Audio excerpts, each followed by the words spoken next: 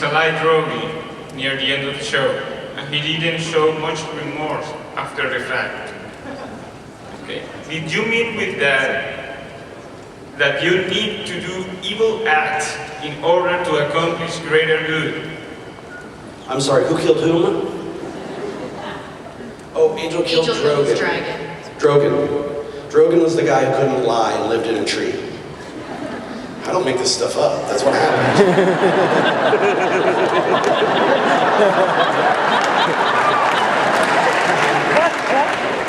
And of course Giles killed Ben rather mercilessly. Ultimately, what's interesting to me is when people we love get to a place where they have to do something we don't love. That they have to do something that is maybe reprehensible for the greater good. It's a dicey thing because there are so many instances in life where we're confronted with that and it's not okay. Waterboarding. In fiction, you can say this evil is so terrible that we can do these things, but it does take a toll. It's supposed to take a toll on Angel. And if they hadn't canceled the show, you totally would have had a sad time about Drogon. You would have been all mopey about Drogon for like 7 episodes. I don't think ultimately he would show much remorse because of what was at stake. But then look at the structure of that episode. And from the very early in the season, I said we're going to do The Godfather. We're going to do Today We Take Care of All Family Business, which is not exactly a heroic model to be building from, but we're going to put them in a position where that's how they have to do it. So it's always more interesting if your heroes, are not too clean cut. To me, the process with me, let's assume that I don't have a plot laid out. I have an idea. Basically, I'll have this idea, and twice in my life, it's actually come with a structure. One was a spec that I sold for a bunch of money that never got made, which happened to me a few times. One was Cabin in the Woods, where it laid itself out in 3 acts. When that happens, you write it, and you write it as fast as you possibly can, because that will probably never happen again. It's happened to me twice. But just having an idea, a premise, a character, something that's nagging at you, is the thing that brings you in the road. And then you start the best part of writing, the thing that I've been doing with the Avengers. Well, now I'm past that and into the work of the thing. But just the free associating, the building the characters, the moments, and everybody's invited. Come to this giant party in my brain, and I'll see who I end up talking to. And that is why I love writing more than any other thing. It is so much fun. Then eventually, it gets hard. That's when the hunger and the internet and the porn. Just endless porn. But because building the structure past fun ideas into something that's organic and surprising and interesting and has a 3rd act. That's the tough work. That's the part where all of my friends who actually enjoy writing, and a lot of great writers don't, but the ones who do, that's where they we call each other. Drew Goddard and I call each other all the time. Help me! Why do you do this? And we rely on each other a lot at that time. And then once that's really built, you sort of paper in the cracks, which is sort of the other great thing. Beginning and the end where you're building the little moments and you have so many things in place that you realize, oh, if he says this, I can use it here, and this says this about them. So ultimately, the process is fun, hunger, porn, depression, fun.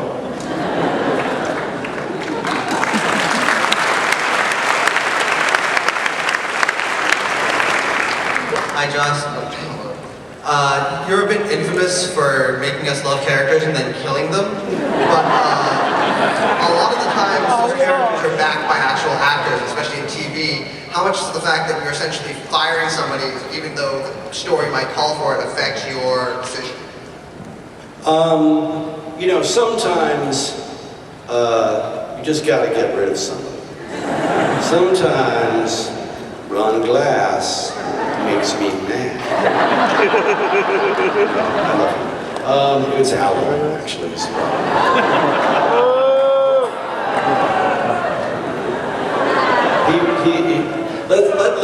Alan, hear your boo. Boo for Alan. That's for you too. He's still dead. Oh, but I brought him back. He was just, evil.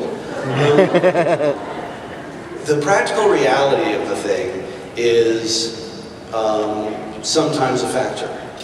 It was with Alan. I don't think this is a big secret anymore. There was trouble in the deal making, and the idea of killing him came from, if he doesn't want to be attached to a sequel in the contract, can't you kill him? I was like, you know what, that is not okay. You business people don't tell me what I'm, oh yeah.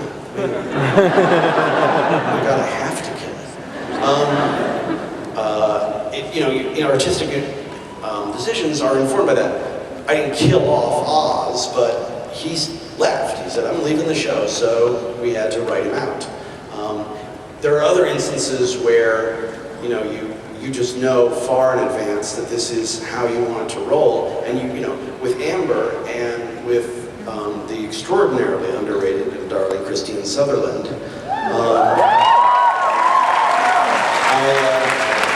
I told them, a good long time in advance, and we spent time preparing for that. Christine knew for 2 years before it happened what was going to happen and when. If you're able to do that, obviously, it's better just for the relationship. But sometimes it's just going to be the story. Sometimes you're going to go up to somebody you really, really like, and I think I had a pretty good relationship with almost everyone I've worked with, and tell them that they're going to die or leave, and you never know. You never know. One day I was like, well, I've got a tough job to do, but I've got some fun. So it's going to balance out, because I've got to tell Mark, Lucas, we're going to keep him for some episodes, but he's not going to go through the whole season next season. But I'm making Emma a regular, so it's going to be fun. I go to Mark. So, after about 10 episodes, you're going to take off. I'm in more episodes? Great! Thank you! So, Emma, we're making you a regular. I mean, I'm not. It went a little different than I expected.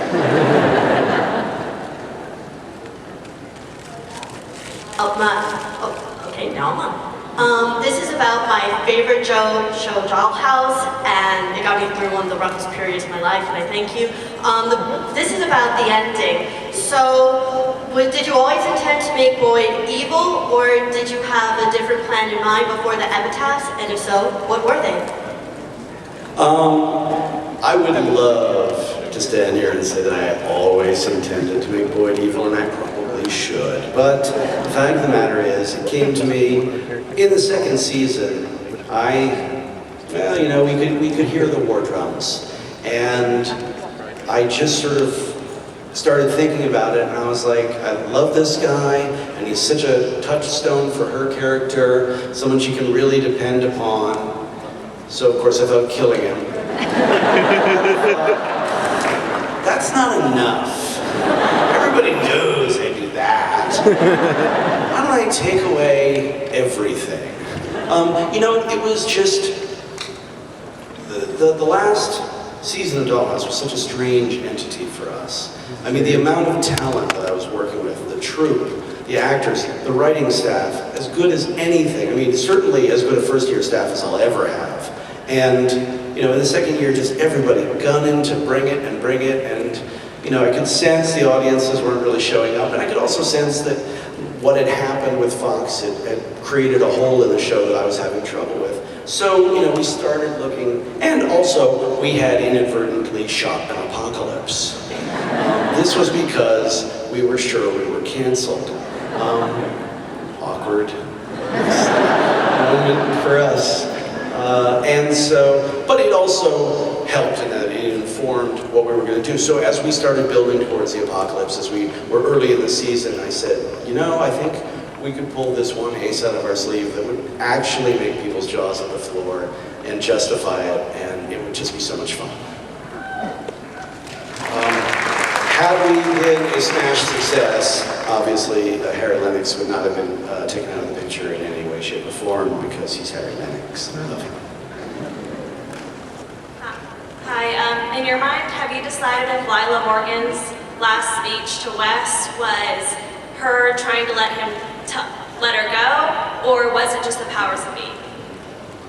Yes. And I don't say that entirely as a joke. I think, Lila is one of those people who will always be working at cross purposes.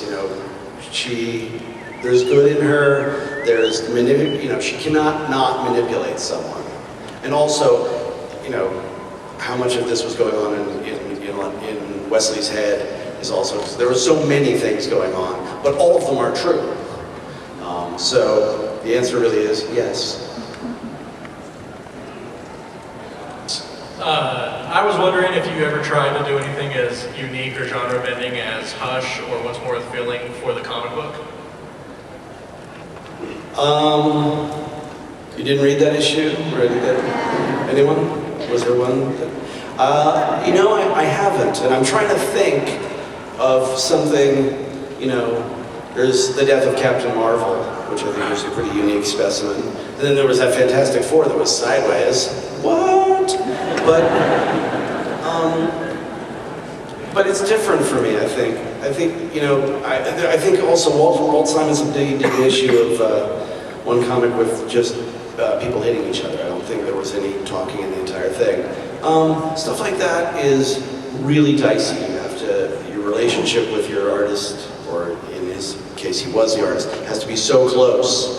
And you have to know exactly what you're doing. I don't approach comics in that way. And I don't look for stunts to do in the television show. Like, I basically look for challenges for myself, but they have to be integral to what the show is. Hush made sense in that universe. Once More With Feeling made sense in that universe. Black and White would not. It did in the dream sequence, in the Spike's little dream part, but it didn't make sense to do a black and white episode or something like that, because there's no context for that in the lives of the people in the show.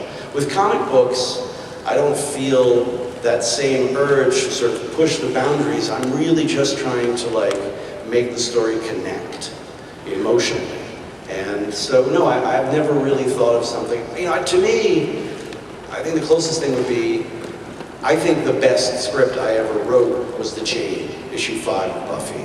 And it really is kind of a free associative, strange little tangent, but to me, I don't think anything else ever reached that level. And part of that was that I was so free that it was kind of like an experiment.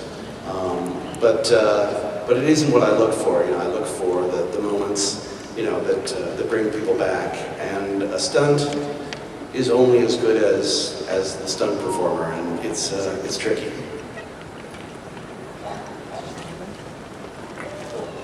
What inspired you to do the Dr. Horrible sing-along vlog?